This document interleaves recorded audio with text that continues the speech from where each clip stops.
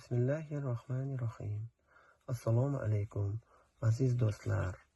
Mana va nihoyat inshaalloh Allohning irodasi bilan o'zimni 1-2 yildan beri qiynab kelayotgan savollarga ushbu daqiqalarda javob topdim deb o'ylayman va inshaalloh o'zim yaxshi ko'rgan, mani shuncha darajaga yetkazgan, xalqimiz orasida ozmi ko'pmi obro' e'tibor qozontirgan kasbim, ya'ni musiqachilik kasbim bilan Alloh uchun shariatimizga to'g'ri kelmaganligi uchun voz kechishlikni jur'at qildim.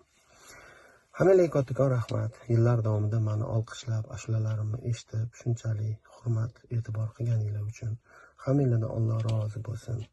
Va shu qatorda mendan xafa bo'lgan, sahna ishlarimdan norozi bo'lgan do'stlarimizga, yurtdoshlarimizga ham sog'lik salomatlik tilayman. Mendan rozi bo'lishliklarini so'rab qolaman.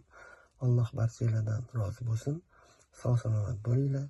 Bugundan boshlab menga musiqachilik kasbi bo'yicha murojaat qilmanglar. 1 yanvargacha olingan to'ylarimiz, konsertlarimiz bor. Oldindan olingan zaklatlarni bemalol murojaat qilib qaytarib olishinglar mumkin. Men u sahnalarda ishtirok eta olmayman.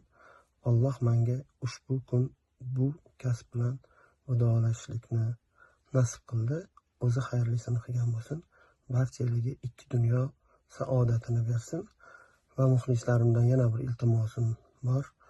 Sizlardan iltimos qilaman.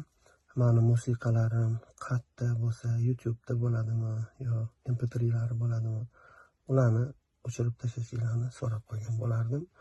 Zotan musiqa shariatda noma'qul hisoblanar ekan.